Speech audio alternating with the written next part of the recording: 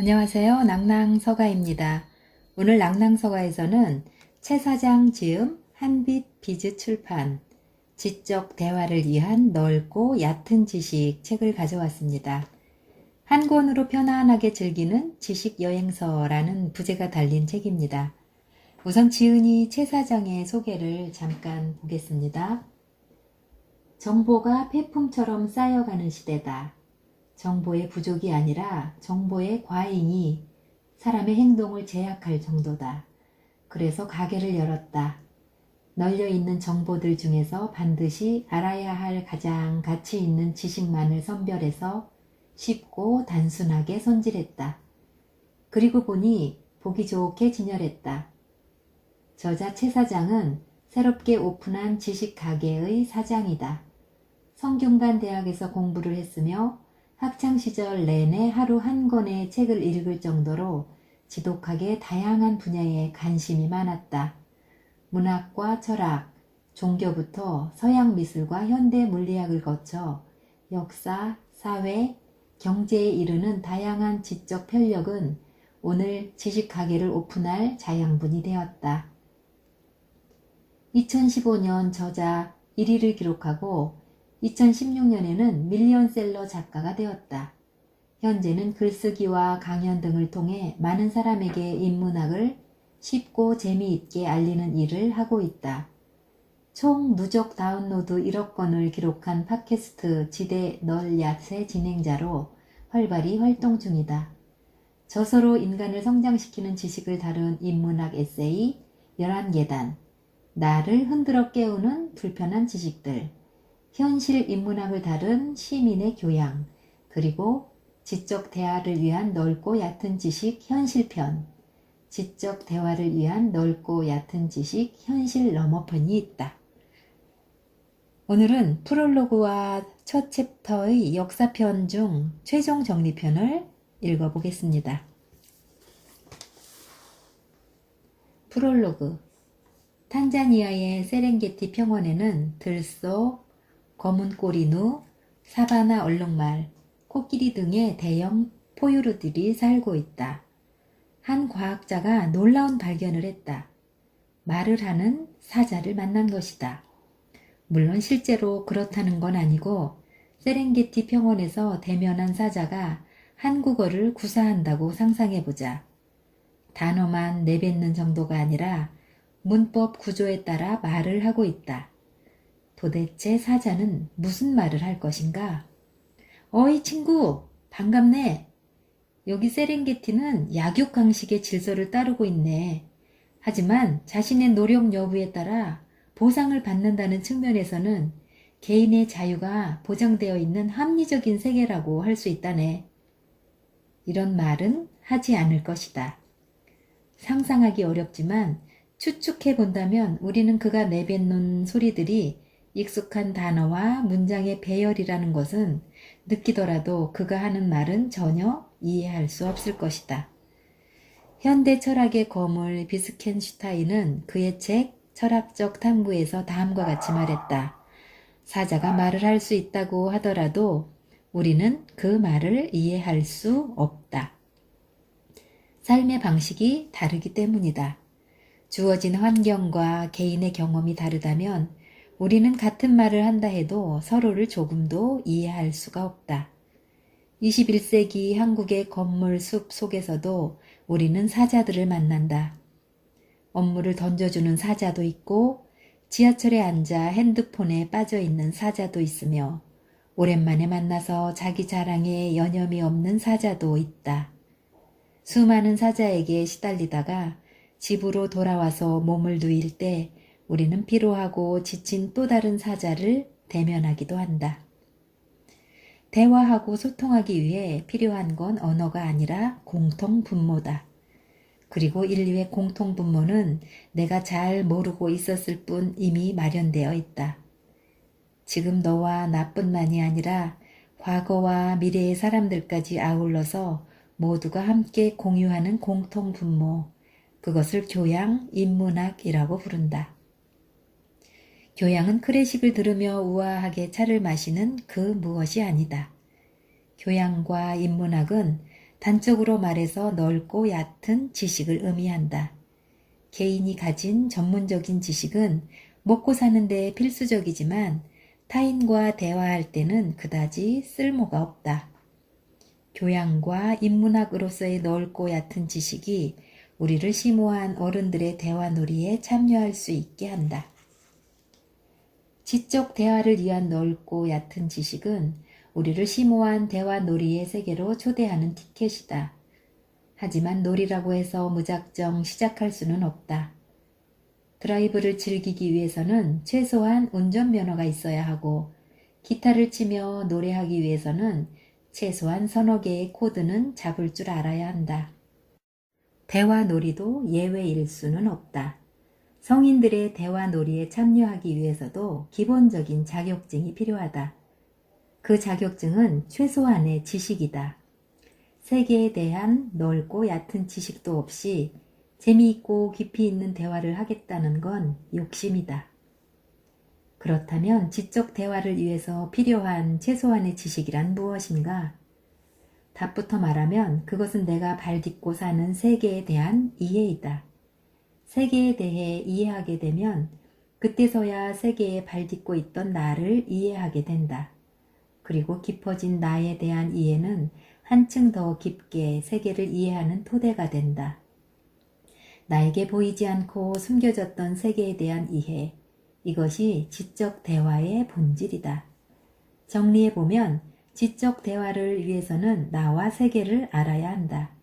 그래서 우리는 지적 대화를 위해 먼저 세계부터 차근차근 여행해 나가고자 한다. 이 책 지적 대화를 위한 넓고 얕은 지식은 세계에 대한 지식을 독자가 쉽게 소화할 수 있도록 세계를 두 가지 영역으로 갈라서 제시한다. 우선 1권에서는 현실 세계를 다룬다. 현실 세계를 역사, 경제, 정치, 사회, 윤리로 세분화해서 알아볼 것이다. 다음 2권에서는 현실 너머의 세계를 다룬다. 인간 정신과 관련된 이 부분은 철학, 과학, 예술, 종교, 신비의 5가지 세부 영역으로 다룰 것이다. 1권의 줄거리는 다음과 같다. 지금 읽으면 무슨 소리인지 알 수 없을 테니 아랫부분은 건너뛰었다가 이 책을 모두 다 읽은 다음 읽어도 괜찮겠다. 역사 파트에서는 역사를 원시 고대, 중세, 근대, 현대를 5단계로 나눈 다음 원시부터 근대까지 역사와 근대부터 현대까지의 세계로 구분해서 세계사의 줄거리를 파악한다. 이때 세계를 설명하는 핵심 개념은 생산수단과 공급, 과잉이다. 역사가 왜 이렇게 경제 개념에 의해서 설명되는지는 다음에 경제 파트에서 설명된다. 경제 파트의 목표는 5가지의 경제 체제를 구분하는 것이다. 구체적으로 초기 자본주의, 후기 자본주의, 신자유주의, 사회주의, 공산주의가 그것이다. 가장 기본적인 5가지 경제체제가 시장과 정부의 관계에 의해서 단순하게 정리되는 것을 확인하게 될 것이다. 경제에 대한 대략적인 이해는 이제 정치를 이해할 수 있는 기초 토대가 된다. 정치 파트에서는 2가지를 알아본다. 하나는 보수와 진보의 구분이고 다른 하나는 민주주의 엘리트주의의 구분이다.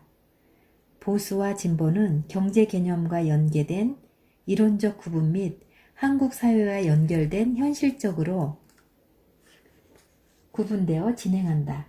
민주주의와 엘리트주의에서는 정치 결정 방식이 어떻게 이루어질 수 있는지를 확인한다. 사회 파트에서는 개인과 집단의 갈등에 대해서 알아본다.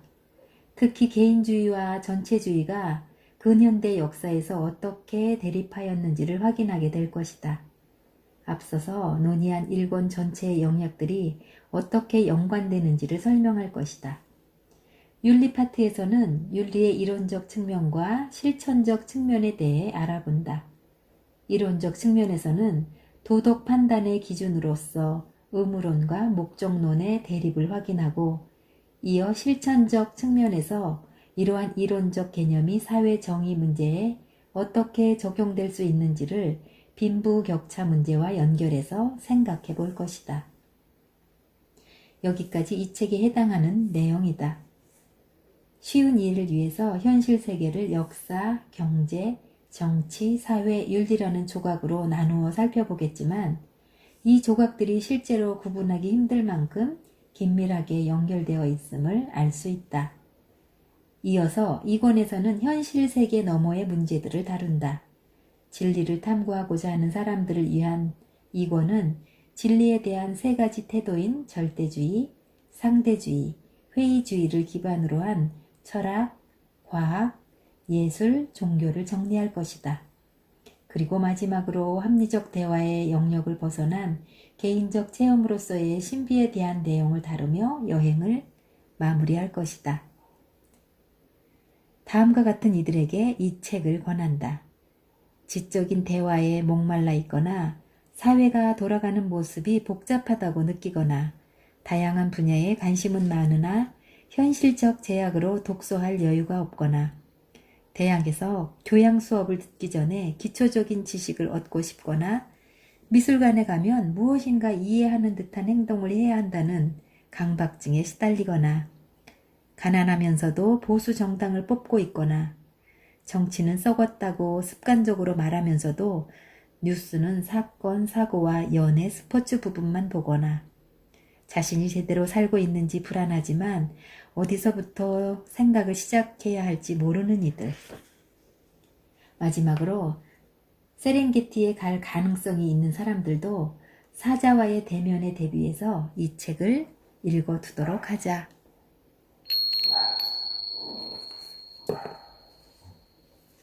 최종 정리. 우리는 지적 대화를 위한 넓고 얕은 지식을 쌓기 위한 첫 번째 여행지로 역사를 선택했다. 시간은 직선적 시간관과 원형적 시간관으로 구분된다. 각각의 시간관은 진보적 역사관과 순환적 역사관이라는 사관으로 발전했다. 그중 우리는 진보적 역사관, 즉 역사가 점진적으로 발전해 간다는 역사에 대한 관점을 기반으로 역사를 설명하기로 했다. 역사가 발전한다는 전제에 따라 우리는 역사를 5단계로 구분했다. 원시 공산사회, 고대 노예제 사회, 중세 봉건제 사회, 근대 자본주의, 현대가 그것이다. 이 5단계를 둘로 나누어서 살펴보았다. 원시 고대, 중세, 근대까지의 역사와 근대, 현대의 역사로 말이다. 우선 원시부터 근대까지의 역사는 생산수단이라는 개념을 중심으로 변화한다. 생산수단은 생산물을 발생시키고 생산수단과 생산물을 소유한 사람들은 부를 가진 것이며 이는 곧 권력의 획득을 의미한다. 즉 생산수단을 소유한 사람이 권력을 가진 것이다. 원시시대에는 생산수단이 없었고 따라서 원시사회는 평등했다. 고대의 생산수단은 토지와 영토였고 왕이 이를 소유했다. 중세에는 장원이 생산수단이었고 왕과 영주가 소유했다. 근대에는 공장과 자본이 생산수단이었으며 부르주아가 이를 독점했다. 마르크스는 다가올 시대의 다음에는 누가 어떤 생산수단을 소유할지 예측하려 했고 이것이 미래를 예측하는 가장 합리적이고 과학적인 방법이라고 생각했다. 그는 다음 시대의 생산수단을 소유할 계급은 노동자일 것이라고 생각했다. 노동자가 세상의 중심이 되는 공산주의 사회가 역사 발전의 마지막 단계라고 여긴 것이다. 하지만 결과만을 고려할 때 공산주의 혁명은 실현되지 않았다. 후쿠야마의 말대로 자본주의 이후의 새로운 경제체제는 불가능해 보이기도 한다. 자본주의는 궁극적 체제는 아니지만 유연하고 단순한 특징으로 인해 그나마 인류가 찾은 최선의 체제일 수도 있다. 원시부터 근대까지의 역사에 이어 근대와 현대의 역사는 자본주의의 특성을 중심으로 설명했다. 근대의 산업화는 자본주의를 낳았고 자본주의의 특성이 근대와 현대의 역사를 이끌었다. 자본주의의 특성은 공급 과잉이었다. 공급량을 해소하기 위해서는 수요를 늘려야 했다. 수요를 늘리는 방법은 두 가지인데 하나는 시장을 개척하는 것이고 다른 하나는 상품의 가격을 내리는 것이다. 우선 시장을 개척하기 위해서는 세계는 식민지 경쟁에 뛰어들었다. 이 시기를 제국주의 시대라고 한다. 제국주의 시대는 독일이 뒤늦게 식민지 경쟁에 뛰어들면서 제1차 세계대전으로 발전했다. 세계대전의 표면적 원인은 오스트리아 황태자의 암살이었고 근원적 원인은 식민지 경쟁이었다. 제1차 세계대전 이후 세계 시장이 안정되는 듯 했지만 공급 과잉의 문제가 다시 발생했다.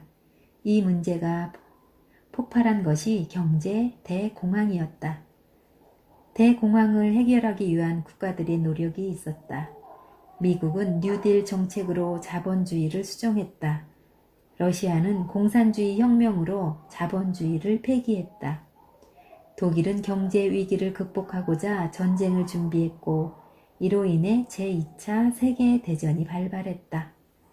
제2차 세계대전 이후 승전국인 미국과 소련을 중심으로 세계는 자본주의와 공산주의의 체제 경쟁에 들어갔는데 이 기간을 냉전시대라고 한다.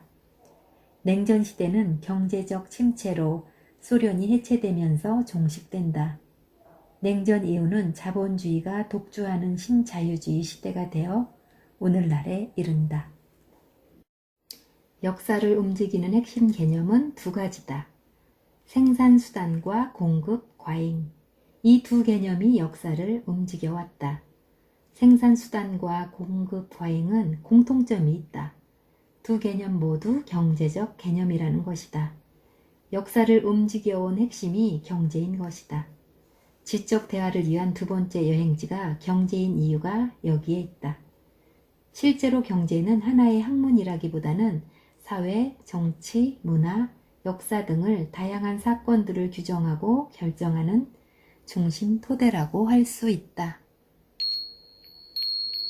네, 감사합니다. 지금까지 최 사장 즈음 한빛비즈 출판 지적 대화를 위한 넓고 얕은 지식 중 일부 챕터를 낭독해 보았습니다. 여러분께서도 지적 대화를 위한 넓고 얕은 지식 책을 소장하시어 책이 주는 감동과 기쁨을 누리시기를 소망합니다. 낭낭서가에서 다른 책 낭독도 받아보시려면 구독과 좋아요를 눌러주세요. 사랑합니다.